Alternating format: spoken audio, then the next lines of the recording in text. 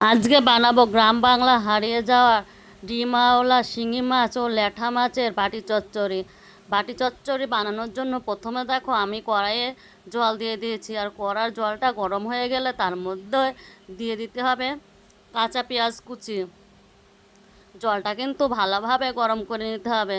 তার ভিতর দেখো আমি দিয়ে দিয়েছি কাঁচা পেঁয়াজ কুচি, কাঁচা লঙ্কা কুচি, আর এবার দেখো কাঁচা মাছগুলো আমি দিয়ে দেবো। এরপর একটুখানি কাঁচা তেল দেবো, আর দেবো অল্প একটু লবণ আর অল্প একটু হলুদ। আর নামানোর আগেও কিন্তু একটু কাঁচা তেল দিয়ে নামিয়ে নিতে হবে।